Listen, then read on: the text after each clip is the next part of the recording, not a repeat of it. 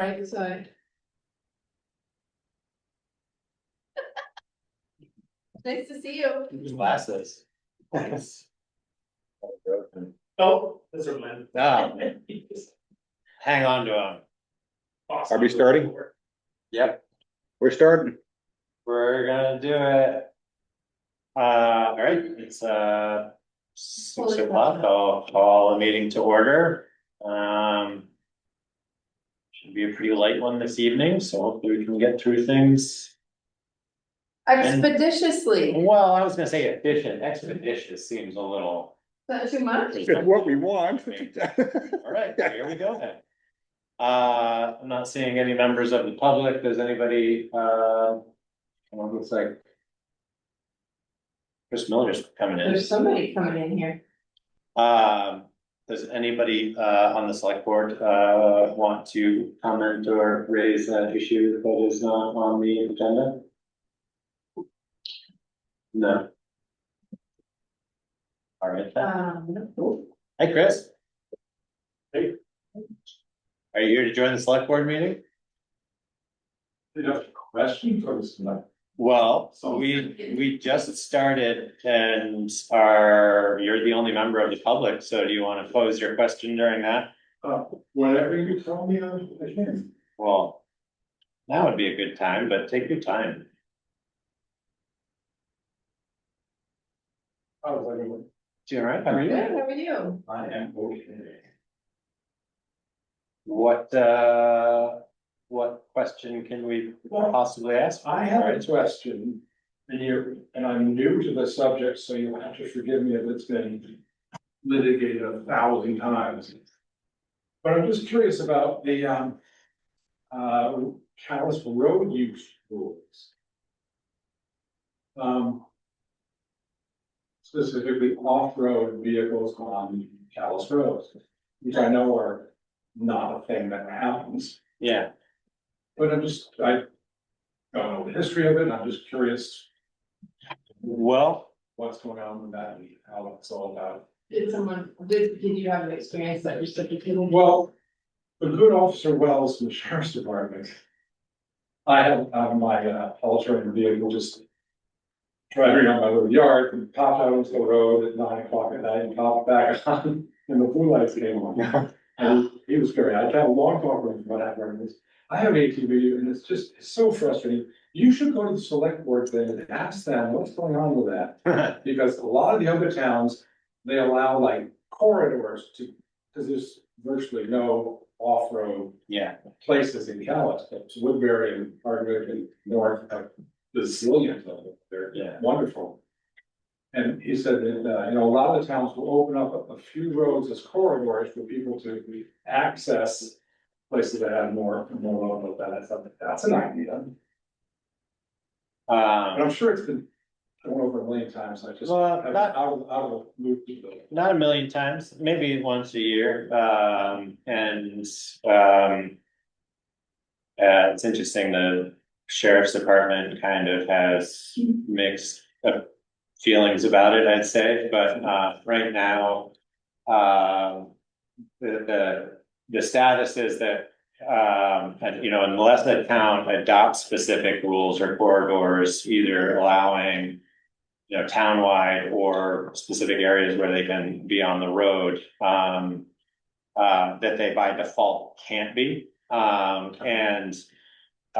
The easy part of just saying that they can't and not having a policy is that it keeps the town in a less burdensome enforcement position. Sure. Which we have no resources. Yeah, which we don't really have the resources for, and the sheriff's department, who we generally contract for most of our traffic enforcement stuff, barely have the resources to help us cover the automotive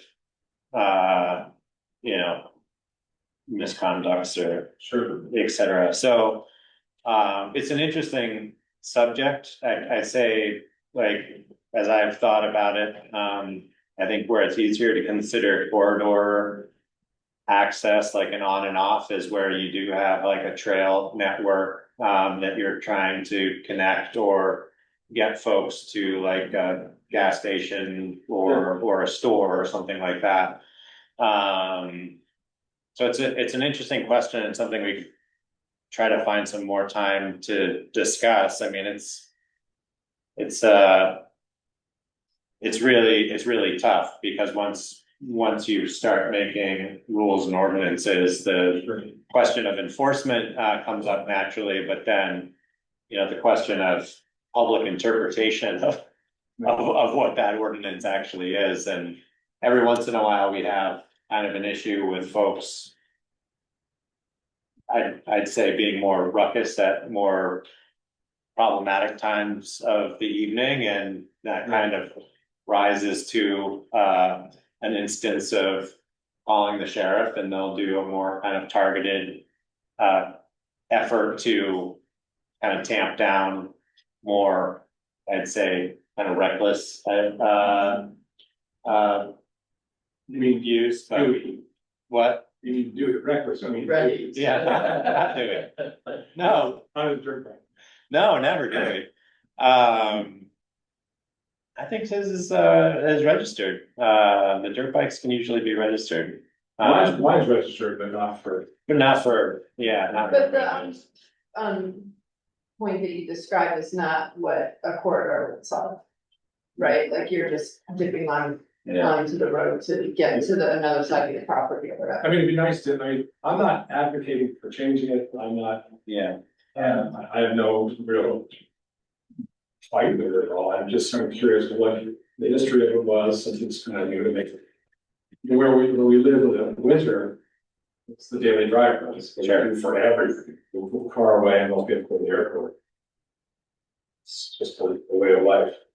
And it's, I mean, the kind of things would be good, like, if I wanted to go to the, you want to get a little bread or something.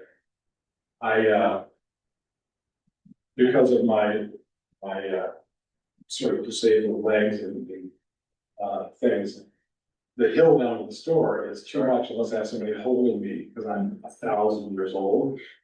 So I get in my car, drive down to the store from my house, which is insane, embarrassing, and humiliating, and then drive back. It'd be so nice to buzz down there with something that takes up a lot less space. You can get down. Things like that would be just, I mean, it's not a big deal. I mean, to go to Woodbury, to do it legally, I hook up my 16-foot trailer, put the lights on, we'll change the whole thing, get the ramps out, drive it up there, ratchet it down, drive it up, leave it half mile off the road for 2 or 3 hours, drive up to the snack shack and hardwood, get a creamy, come back, get the ramps out, put the thing on, drive it back, and that's the thing for a 2.5 mile thing. And it's like, it was a corridor, that'd be like really cool. Right, like sort of similar precedent with towns allowing snow machines. This, I mean, it's a different situation because that's connecting existing trail networks. But it just, Yeah. there are parallels. It's funny, if you run your lawn tractor or you run your tractor, there wouldn't be any conversation, you know what I mean? Right. It's just a type of vehicle, yeah. If I had a Jeep, Can you put a slow moving vehicle sign on your 4x4? I'd do that. Huh? I think Put some I corn in think the he's back. also gonna need a farm too. Anybody else into it?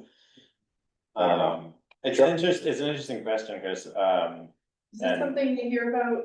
We only hear about it. maybe- No, it came up last year, right? Yeah. Complaints, was it last year or 2 years? Complaints. Complaints Yes. about Some bad actors, yeah. groups of Right. ATVs going cross town to Woodbury. Right, So it's a different And situation. not doing it slowly either, so. yeah. And then it was like just kind of a confluence of all of the things, so. I think that's why the sheriff didn't give us a ticket, because as soon as he stopped us, we took our helmets off and he said, "We're right here," and he goes, "Okay, you're not the people we're worried about." You're okay. I think, we do helmets on as part of. That's probably important. Yeah. yeah, probably worth not talking about it, but I can say that, like, I think with the current way that we're kind of policing it, it leaves the sheriff's department with a fair amount of discretion on a per instance basis, and the only next option would be to kind of explore standing up an ordinance, whether it's corridors or what have you, and that'll be, I'm guessing, a more contentious issue because with a The lot. last thing I want to use is the can of worms. Yeah, I know Worcester is in the process of talking about opening up roads, Yeah, corridors. They had, when she was town clerk, was sold, permits yeah, to go to Eagle Edge. You still have to trailer down there, but they had town permits to use that kind of things. yeah. Well, we'll put it on the list. Well, I'm not advocating to change anything or do anything, I'm just trying, want to know what the rules were, so when I break them, I know what I'm doing. I mean, We'll find them, we'll just put it on the list. it used to be the kind of thing where you snuck out in the middle of the night, you could do it, but now the sheriff's sitting out there at 10 o'clock at night. Doing what he should do. Well, thank And that contract is, earning its keep. That's you. You can riff mouth like me. right. Yeah, thanks, guys. Well, seeing no other members of the public, I think we should move on to the FY 2028 budget conversation. And a budget folder as well. So everybody had the opportunity to find that. Sorry, you wanna Sure, yeah, so this is away? more housekeeping tonight, but, just get a look at the calendar. The draft calendar, make sure it meets your needs, and, it largely follows last year's. Starting with the highway and then moving into the town clerk, so a good portion of the budget you've seen by the time you're getting requests. That seemed to work pretty well last year. And then, I did move up the fire department, based on what those folks indicated last year, but we'll have to confirm that. We can talk with them about that on Thursday. And other than that, it's largely what we saw last year, and, you know, we never know exactly where it ends, but earliest would be late December, and it has to be done by mid-January. Yeah. So the capital plan is predominantly the highway capital plan, and then Yeah. followed by a. Yeah, we've got the dam payments are in there. Yeah, You know, certain of the reserve fund allocations they build into that, just so don't forget about them, but it's mostly highway. And that's always subject to change, but it seems like a good context into the specifics.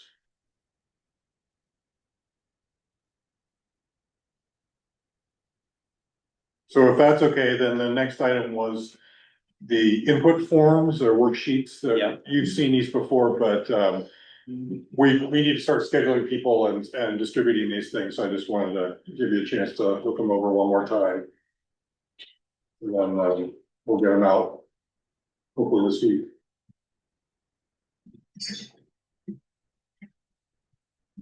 yeah, I think that is pretty straightforward, and hopefully everybody engages with that. I don't see any particular issues with the draft calendar. I wonder.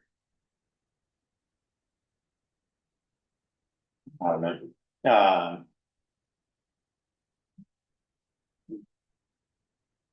Yeah.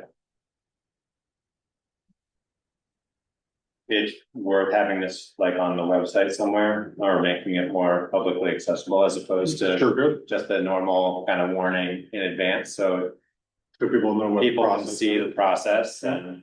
Well, that's what I was gonna raise, is just that issue about transparency around the budget build. Yeah.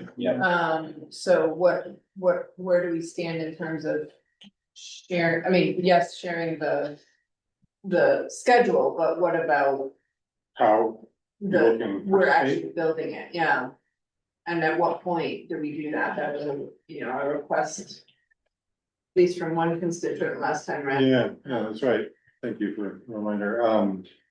So we could do that at any point, and I think one good point would be when we have some commitments on these committees when they're attending. Yeah, So it's two messages, really. It's sort of like, here's the framework, here's the calendar, but here's how you can have input or participate. Or right, just just the plan. invitation. Yeah, I wonder if, you know, it's the two things that just try to make it accessible, but not too unmanageable, but like if we have kind of the draft calendar and then a draft of the budget, and at this stage, it would just be the budget from last year, that's somehow noted, you know, Yeah. on the spreadsheet, so that people can at least see Well, that there's like kind of the framework that of was the my draft first and. concern about this, and I don't know how, if you thought about this since, you know, I was just like, the way we build, I think is appropriate, where we're slotting things in, and then there's a point at which we're having to make decisions and so forth, and it's like, is the sausage making useful to the town, or how do we make sure to indicate that it's really a preliminary look and this is the part of Yeah. the building block process, right? Like that's all I mean.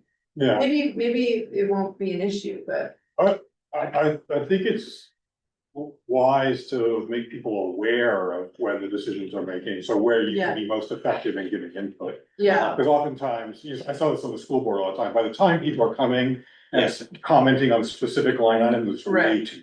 Yeah, yeah, last year, I think, as we've kind of like gone through the continuous improvement of this process, like.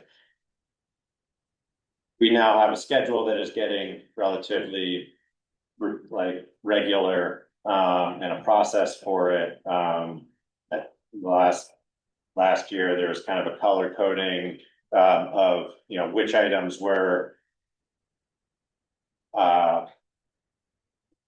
You know, like earmarks or placeholders, either as a carryover from the previous year or have had preliminary input from a particular group, but are somehow otherwise like defined as not finalized, Yeah. and. You know, I think if that is clear to folks, then, and I think that could be a pretty manageable process. And then as things get solidified, we can either change the color of them or they just remain that color until we get to later in November when we're looking at like a kind of a final budget draft. As far as managing what that document is and it being on the website, I don't have strong opinions. I'd say you and Meadow could probably settle on where and how that comes on and off, or the schedule comes on and off. Could live within the select board page, I guess, under a budget. Right. FY 28 budget section. Yeah, I mean, I think I had, when we started posting packets in mind, I had this in mind when we started posting Mhm, packets. right, That right. needs to be where you could refer, you come for the latest information, it was changing every 2 weeks, basically. Right. So we could try that route, we've been pulling inactivating the link to the packet after the meeting, right? Because of those concerns, but perhaps we could do something different with budget I think that's great. or during this time period, we'll think about that. Yeah, thank you. But it sounds like we wanted to provide some sort of overview, that's the calendar and how to interact with engage with the budget. Yeah, Would be useful information, and find a place for that to live on the website. that would be great. Anybody else have any feedback on the committee budget forms? Okay, great. And do we want to have a quick chat about the grant schedule? It's pretty straightforward this year, there's mostly highway grants. But they're still working on 2 FEMA grants, waiting for the last projects to be obligated. Could I just ask, is it possible to put another column, because there's project cost expended received? We had a column that just says due. Sure. Because, if we're due money, we had that total, we know how much we're waiting for, what our receivables are. Right now, it's hard to figure out Yeah. what we're supposed to receive. Good. Yeah, Yeah, this is a work in progress. I just Okay. came up with this. no, I think it's good. My first year, this was one of the hardest things, just to piece together, like, what is going on here with all these different grants? Right. Yeah. So, yeah. Certainly.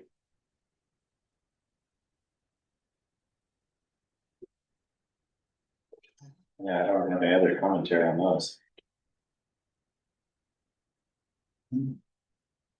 Craig, did you need any other feedback, on the grant schedule? Well, there is a column for planned grants, Yeah. things that are sort of in our thinking or in the works. And, next year we would do the same state highway ones. We've already applied for the brick grant. We can apply for the final paving grant for the rest of the county road. And this interacts with the capital budget to some extent. And then, I've dug up a few leads on possible bridge construction grants, but nothing that I can really point to, nothing to apply to. I did see Vicky Arthur the other day, who works for Vermont Emergency Management. She said it was very good that we applied for that brick grant when we did, because they had a number of candidates drop out. Oh, Which may be something that we see more of it, because there's a match required, right? Right. People can't come up with that match, so. do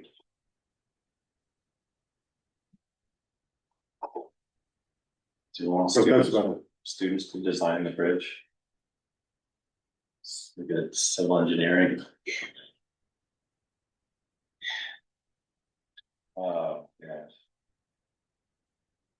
So we want to do thesis work for rural bridge design.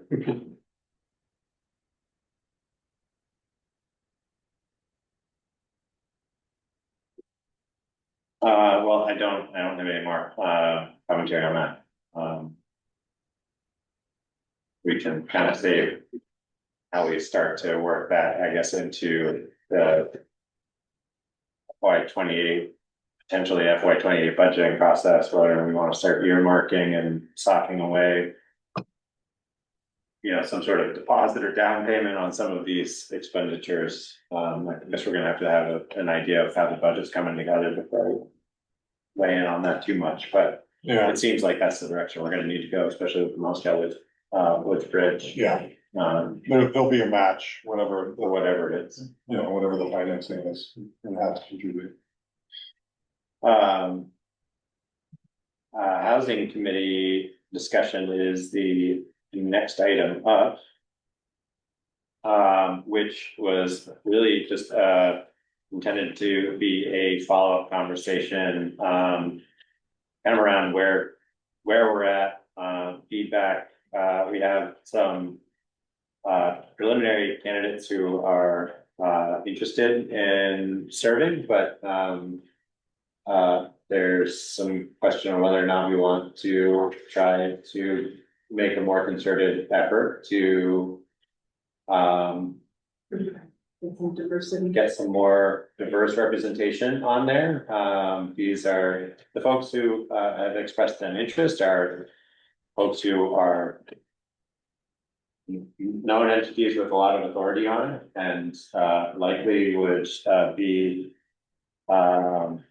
great mentors at the very least for whoever else could be potentially participating in that conversation. I'm somewhat at a loss as to who those other candidates could be. But just wanted to open that up for some more discussion and revisit the draft charge that we had been initially working on. Which is in Kari's memo. Which is in Kari's memo there. So I guess. Let's start with the charge, are. Folks feeling like that. Kind of rough in is representative of the intention of. Of this committee. I almost kind of want to call it a working group because I think it's gonna have like a definitive sunset, I think. I guess I would, I don't have any changes, except I wonder, given the issue, it just occurs to me that. We could ask the working group to recruit. See if they can find anyone as well.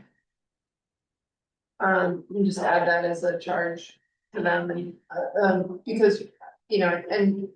I mean, I think we're working on recruiting for a number of committees and other things, so we obviously stay, like, sort of pay attention to all those things, but it's really some new. We're looking for some new folks, right? Yeah, and it seems to me like getting, even if there aren't formal appointments or designations. Yeah, like getting this small group of people together in Yes. a room. Yeah. To have a conversation, ideally with a couple of us there. Cause that's sort of how. I feel like something like this has to be sort of some element of self-starting from them. And they're all coming to it with expertise and opinions and feelings. And rather than us just specifically prescribing everything, like that's where ideas and recruitment and all that will naturally come to be.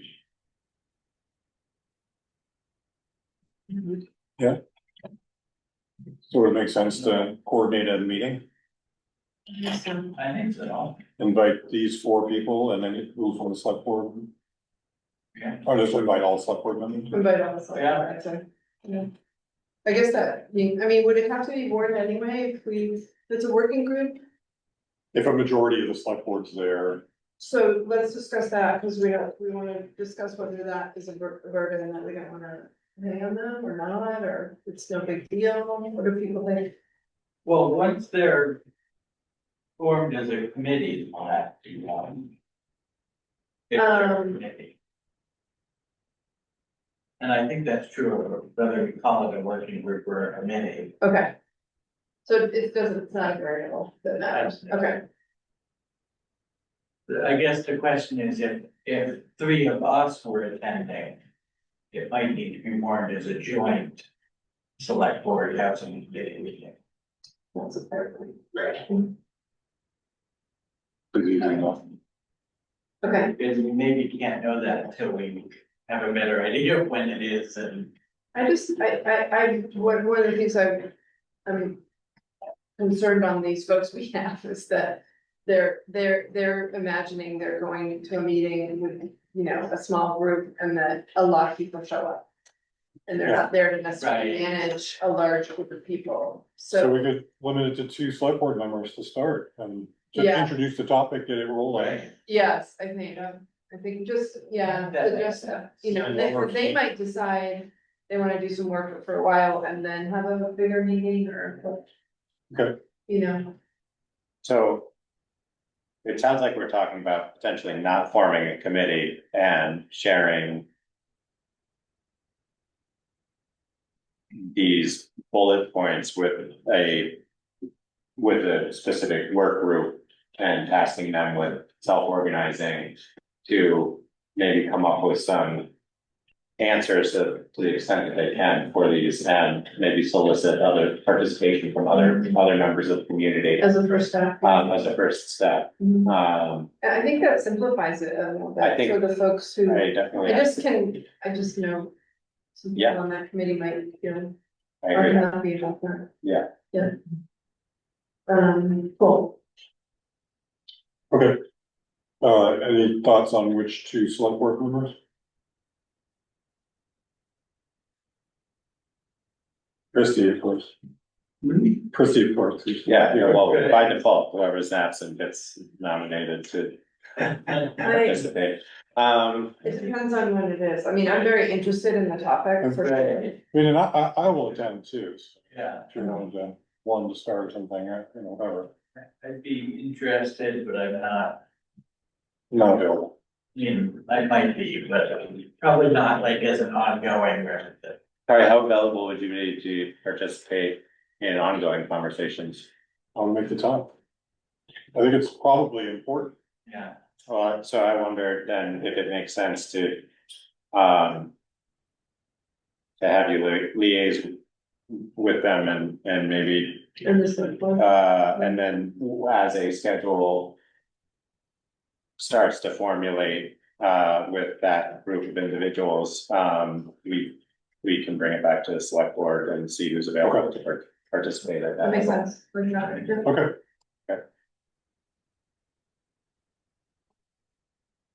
Um, Great. okay.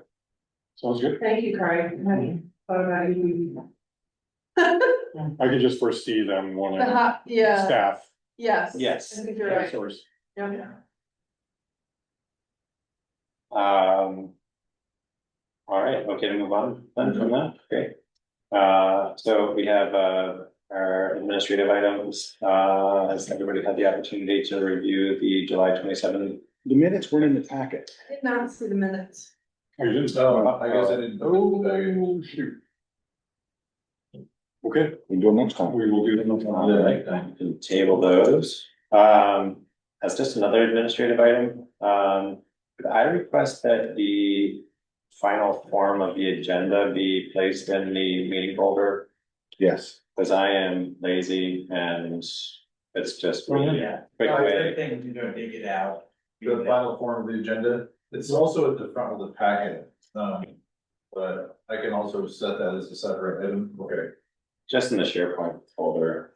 yeah. The packet lives where, not.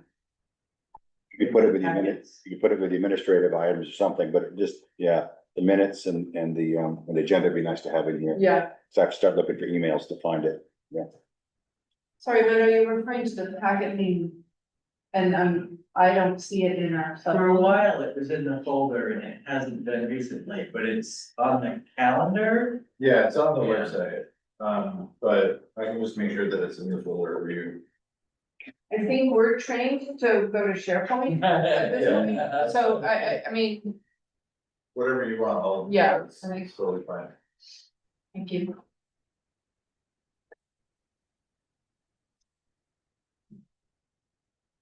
All right, board orders. Has everybody had the opportunity to review the board orders that were posted to the share drive? Yes. And does anybody have any questions? Did anybody know about payments under the Outcome Research Institute fees? You see my note about MVPs, the HRA. Yes, HRA division, That's how that, yeah. this fee that they've been charging us since Yeah. the beginning of 2025, $350 per member, per employee that's enrolled in the HRA. And I mean, I did a bunch of research on it because it seemed a little outlandish, but it's a real thing. And for some reason, the invoices weren't coming to me. They had the right email address, and Tegan was ignoring them. She was getting them as well. She assumed I was getting them because they had the right email. It's really odd. Anyway, it's a new expense for us. Is that? It was a part of Obamacare. It was something that was built into these HRA plans, for most groups anyway. It What goes is- towards research of healthcare outcomes. Okay. And then the other really oddball one was there was a mistake made in the charges for burial plot purchase. Yeah. Oh, yeah. So we have to do a refund. It's town best. Not a big. T-Row Price is getting buried. I think they're doing quite well. Can I get a motion to, accept and sign the board orders? So moved. Second. All in favor? Aye. And I guess I will mention that there are, every year, there's at least one taxpayer who receives money back. At the beginning, because their state payments exceed the amount of their tax bill, which most people don't know, but it's, Right. it happens. Okay.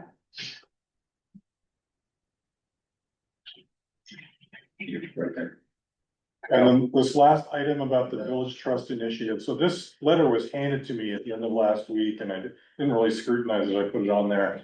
Barbara asked for a little more information about what is this village trust initiative that the Adaman Village is applying for, and I wasn't able to get any additional information on that, so we'll Okay. push that off for a couple weeks. Yeah, I mean, what I'm sure struck me was that the letter talks about our full knowledge Yeah, of this whole yeah, thing, that and we don't you've have looked full into knowledge, it, and yeah. so, yeah. Someone should come talk to us. Okay, Yeah. I invited them to come, they said, oh, no, it'll be fine. Yeah. But, Are they assuming we were informed about this somehow, or? Like, The- they would already know it? Well, is this the, no, this is the first I heard of it. Yeah, I've never seen this before. All I had the community trust. well, is this, Who is is this the music school and they're trying to, I was told to, when I asked like, well, you know, how will I let you know? They said to contact the co-op. The co-op is central to this effort. And I reached out to the co-op today, but they didn't know anything. The folks that were there. So we'll get an explanation for next time. Okay, thank you.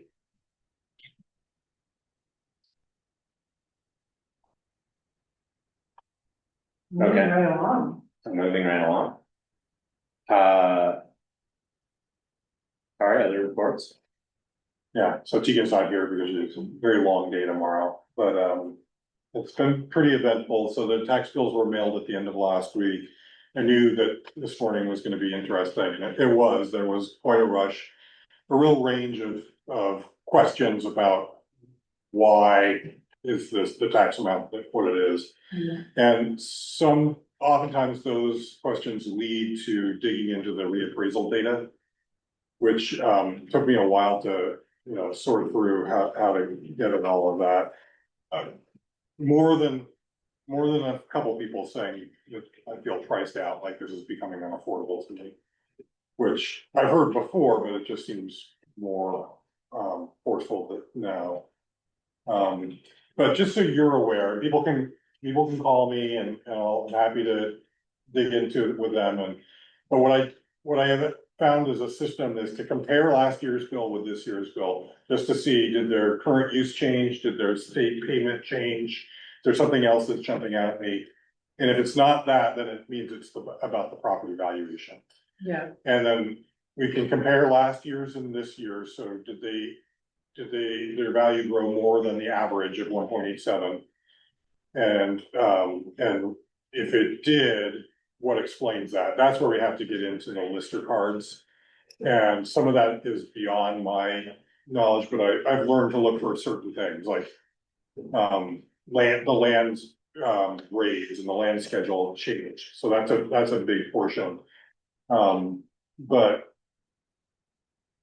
generally, it's too late to appeal if it's just, what the results of the audit or the appraisal did, unless there's a clear lister error, like they have the wrong number of acres or something like that. And that has happened. It's rare, but it has happened. So try to, But it hasn't happened today. not to, Yeah.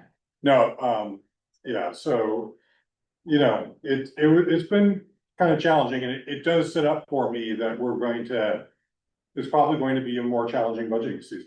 Because Yeah. people are feeling Yeah. squeezed, Right. and they have been, but it's. And, I thought you did, you've been we've been trying to lay the groundwork, there's, postcard and stuff like that, it doesn't really. hit until you get Yeah. the bill, you know? I actually thought maybe we could see some folks here. Yeah, me too, me too. But, yeah, I would say if you receive complaints, send them my way. Yep, And I'll work with them as best I can. okay, Um, thank you. Yep, That's a good body of work to be doing. it's a little hectic, but now I've got this process, so I think it's gonna go more smoothly. So road crew will finish up on Peak and, Brook Road here this week, which will be the end of one grant, and they got done with Marshfield and Loose Roads last week, the drainage part, so we'll be able to submit for two of our grant reimbursements, as soon as we have all the paperwork. And then, I've said this before, but Johnson Paving is gonna come in August and patch over the culvert patches that were done on Marshfield Road, and they will do the restoration of that really bad part, and then that'll sit until as early as we can get them in 2027 to do the top coats. And then Drew and Tyler are gonna be out for portions of September. Conservation Commission, yeah, Do you feel like there'll be a need for some kind of backup support, or do you? I don't think that's so. dialed already? I think that's why they've been pushing so hard to get the grant work done. Okay. You know, unless there's some kind of crisis, I think we're gonna be okay. And that actually relates to this next item a little bit, is that, I had asked the Conservation Commission to sort of weigh in on management of invasives. And so I attended their last meeting, and they provided a one-page guidance document for roadside mowing, which I thought was quite well done, and they purposely tried to make it one page with as few bullet points as possible. So thought we had a good discussion of that.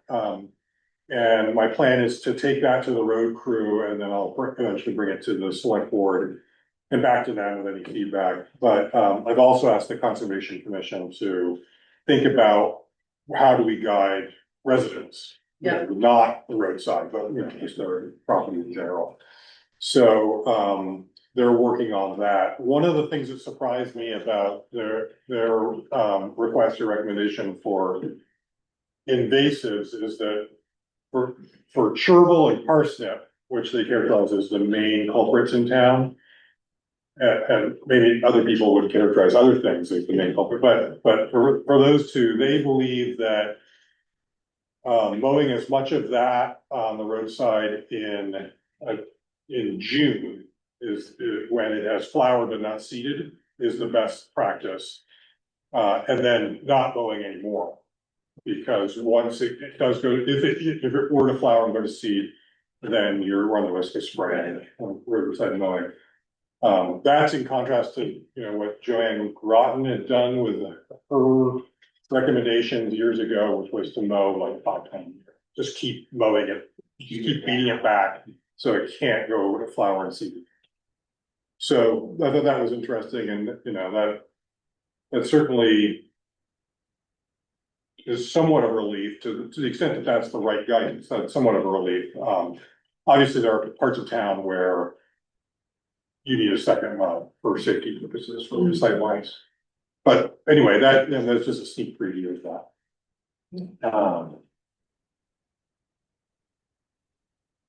Well, thank you for going to the meeting. I appreciate the Conservation Commission's willingness to kind of engage and come up with some organized information and think about how that information is digestible. I'm a little concerned that is. We've had other community members who have pulled together a lot of research on that and as well, and some of that contradicts with it. It sounds like my concern, I guess, with waiting until it flowers specifically is that that then really makes for a critical time frame to get it. Right, they described it as a 2-week window. And that's gonna be really hard to do. And they understand that it's, 500 hours. Right. Or 300 hours to do that first pass, so. That led to a conversation, well, can we map the concentrations where it would be good to get that part during the flowering season? And as far as the other residents, Peter Harvey has been involved, he was part of that conversation. as was, Noreen Bryant, so. They participated in the conservation commission. Yeah. In the discussion. Yeah. They're not on the commission, but. Right. You know, I think the goal of this is to get alignment. Right. As Yeah. best as possible throughout town, and they are key stakeholders, so I Yes. felt good about that first step. Yeah, I think that's a great first step. I think that like, it's gonna be. You know, I hope that the road crew recognizes and hears that like we want to work with them as well to like define, like, obviously this is a pretty significant expectation. We want to make sure that we're getting their feedback on the scope of the work and what makes it efficient before we, you know, start setting anything in stone, so to speak, and as to like where and when and how, because I think it's a lot of work. I don't think anybody is going to say that it isn't, but it could shift their allocation of resources or at least, you know, labor resources throughout the year, and that's gonna have to be a part of the conversation. I think the other piece is, you know, the May, June timeframe. I think what we heard from some concerned citizens was that, you know, depends on the weather, right? Like it can go to flower earlier than expected, and can the road crew consider that? Yeah, be somewhat That's a very- flexible. Yeah, Yeah, I think guidance is the right term, because every year is somewhat different. exactly. Yeah, so. Seemed like a good first step, so, and you'll see this again, this maybe as soon as next week.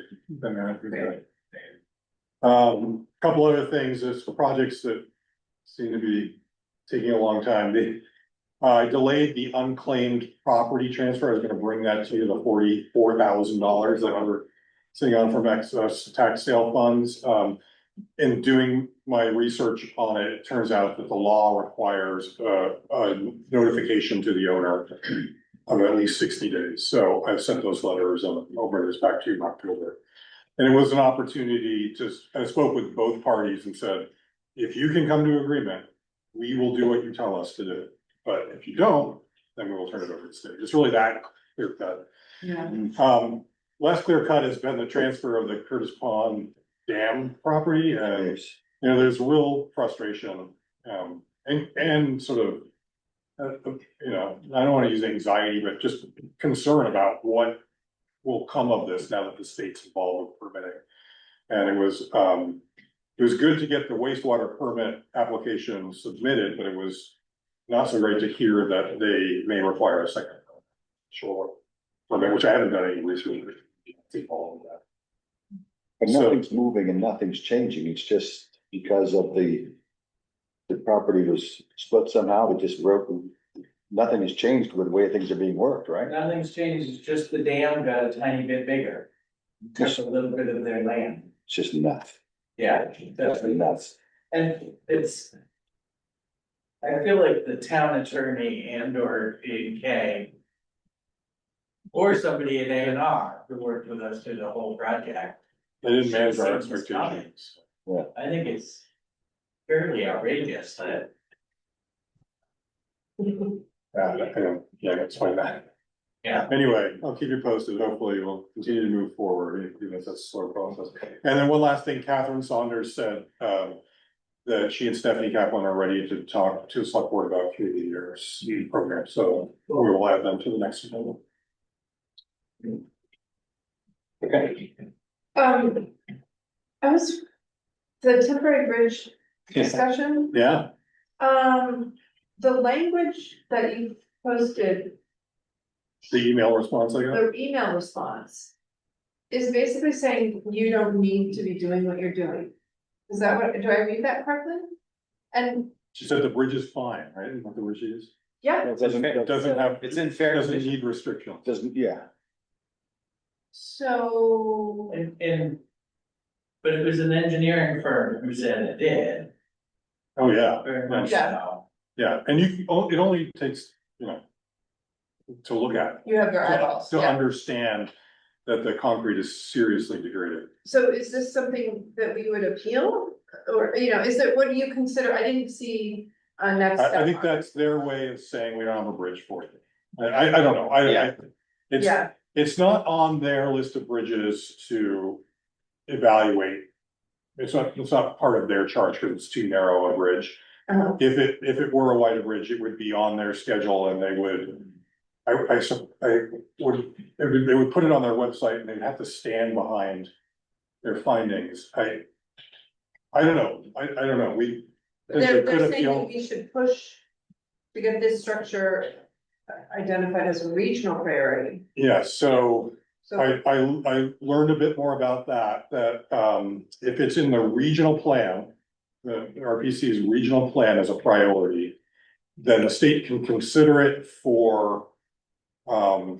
Their bridge program, which is a separate funding stream. okay, And I read about that and that sounded okay, it takes 5 or 6 years, they said, you know, if it makes the cut. So I spoke with Keith Coven of the Regional Planning Commission, he said that it's not on the list. Currently, but that they will be reviewing that list in the fall, on the Transportation Advisory Committee, so I emailed Jordan and David Ellenberg, but it's like, we definitely want to advocate for this to be on right, regional planning list, but the crux is, according to Keith, the state has not been accepting requests for new right, bridges in this program. Right, excellent, okay, so on one hand, they're saying your bridge is fine, you should try this other avenue, and that avenue doesn't seem to be open. yeah. The response just seems to be a little reckless to me. Is that something we need to go knock on our door and go talk to them and show them the report and say, hey, you told us this is what we have. I could try that. What do you think we should do? I mean, we're happy to go with you. It just doesn't, yeah. Doesn't square. No, No, and I'm like more concerned having attended a couple of the TAC meetings now as an alternate, you know, for David. The list of those regional projects is already pretty significant. And you're in stiff competition for pretty substantial projects, and and the funding is very limited. And it's very hard to. This came up in the last TAC meeting, and if I was interpreting it correctly, the feedback even from staff at CVRPC was that, like, we don't have any leverage in our relationship with the state to say that this is the plan and this needs to get done and this isn't getting addressed. And so it kind of begs the question, like, what are we all doing? Like, they're putting so much work into these regional plans and soliciting input from the constituent communities and municipalities. And I think it's getting to a point of layered frustration, both at the municipality level and at the regional planning level, of like, what lever do we have to hold the state accountable for fulfilling these things? You know, how long do we just continue to wait to say, like, see the state say, like, we don't have the funding to do it, sorry. That's interesting. It reminds me of the meeting that Luke Benneker and I had with the state and a different RPC member about the calming study, the traffic calming study in Route 14, we met last Friday. And they were describing the level of bureaucracy around these demonstration studies. And the upshot is there's never been an implemented demonstration study. It's just never happened. And so we talked about, okay, well, let's not give up, let's still pursue it. What else can we pursue? Can we pursue just a simple mirror, you know, as a fast track kind of thing? Which I think we're gonna do. But then at one point, they're like, well, can you talk to your legislator? Because they can pressure AOT in a way that the town and the RPC cannot. I mean, that's crazy. Okay.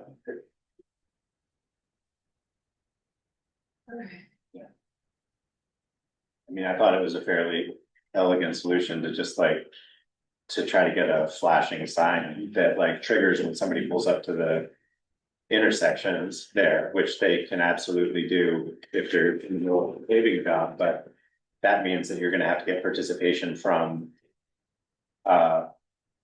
AOT and during the design process at a minimum, for the paving. What I'm now getting really concerned about is like Route 14 just getting paved and nothing changing or happening.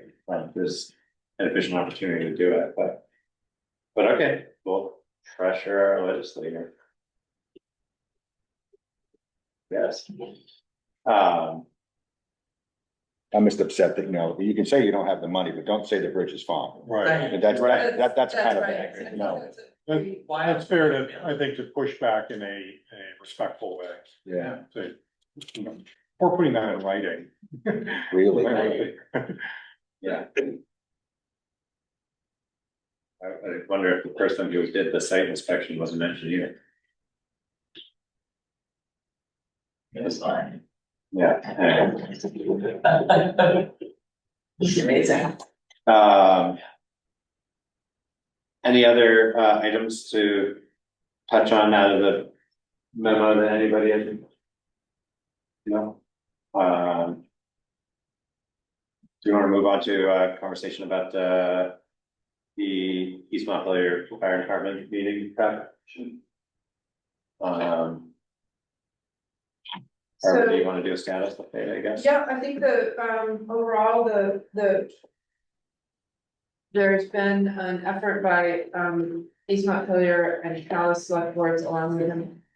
And the East Montpelier Fire Department to have a look at our governance structure and in the context of the, what's the agreement called? Sorry. Interlevel? Interlocal agreement. Sort of a careful look at performance and accountability around EMS service in particular. And there is a process in play to identify a consultant to do a review of those things with an RFP that has been drafted and needs approval under each of the organizations and then collaboratively. It's intended to be discussed Thursday. I did just get notice that the East Montpelier Fire Department is talking about it tomorrow. Great. At their meeting. I don't have clarity if East Montpelier Select Board has Yeah. discussed such that we'd be ready as we have talked. Yeah, I never got a response from East Montpelier when I asked that specifically, so. So other than that, anything around the term, this is just one. Anything around the terms of the proposed contract would have to be discussed in executive session, but happy to answer any questions. Yeah.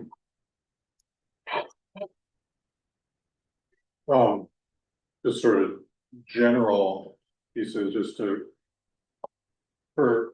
I let them know I will request any additional agenda items tomorrow, so. We've got the RFP, we've got the fire warden. Christie had requested that Issue, specifically. I want to talk about the budget calendar and to the extent that they can comment on the impact of Plainfield's announcement.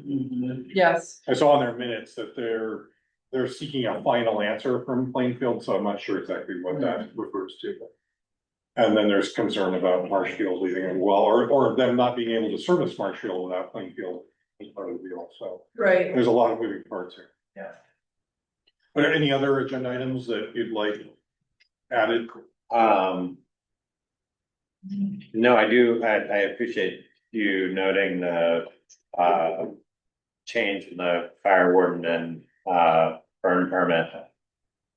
We had a constituent who raised the issue and had reached out to the fire chief. I wasn't even aware that was a legislative change that was happening and don't know enough about it, but it struck me, and for a rural community, like if it's not broke, don't fix it type situation. And I wonder if there's an opportunity for us to like opt out of that if we're still going to designate a fire warden.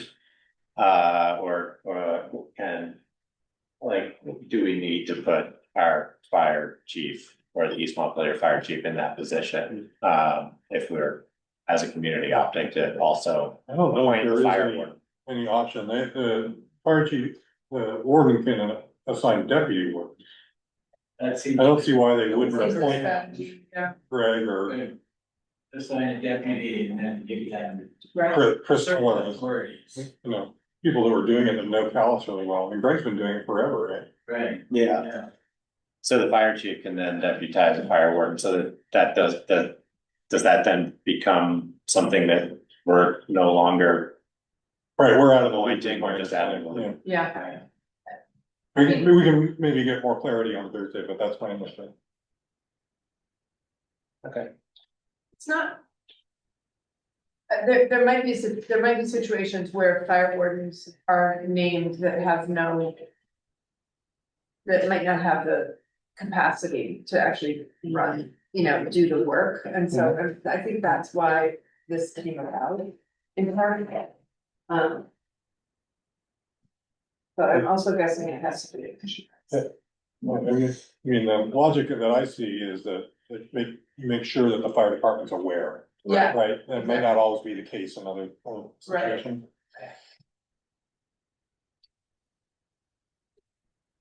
Well, we don't have some other work to do on that before I ask more questions, but, Do we, sorry, I was gonna ask if folks were feeling, the need for going into executive session to, discuss, some of the contents of the, proposed contract, just so that we can provide feedback to Barbara and anybody else who wants to, who's gonna be representing that contract. But it seems like we should at least be on the same page or try to stay ahead of the other groups. well, reviewing again. we have tried, yes, and we don't have. We don't have any information about what the other groups. have.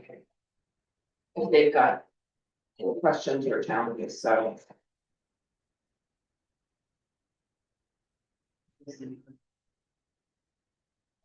Do we know if 3 of you are gonna be able to attend that?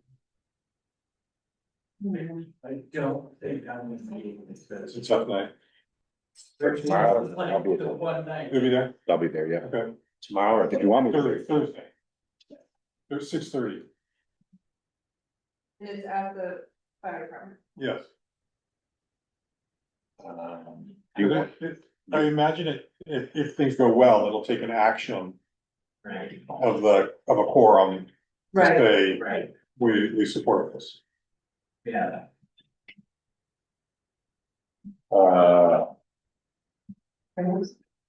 that may be tough for me,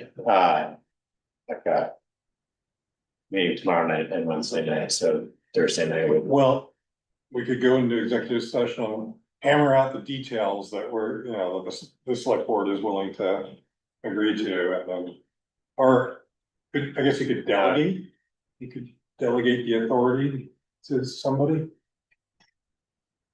That seems, It seems like an action to distribute an RFP, Yeah. yeah, to authorize them. seems kind of messy, I wonder if. I, The thing to do would be to, presumably, is the meeting gonna have a remote component to it? Oh, yeah. So I kind of wonder if there's. If there's good conversation and productive conversation, that looks like an action is gonna be needed, then.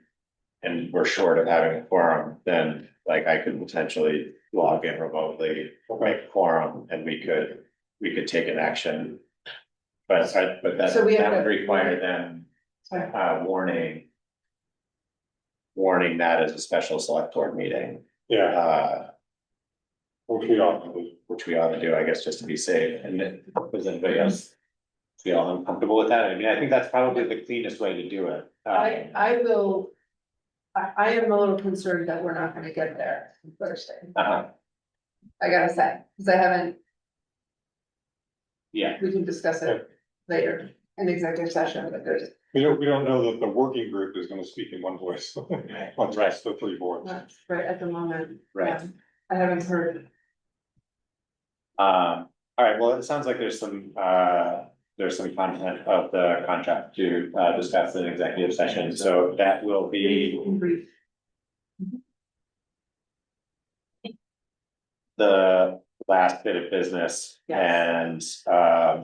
I guess I'm gonna put it out and say that I think it's gonna be too messy to take an action to delegate somebody specifically to make a decision on behalf of the select board, so I think it's probably fair to represent that there won't be any other actions taken after the executive session, so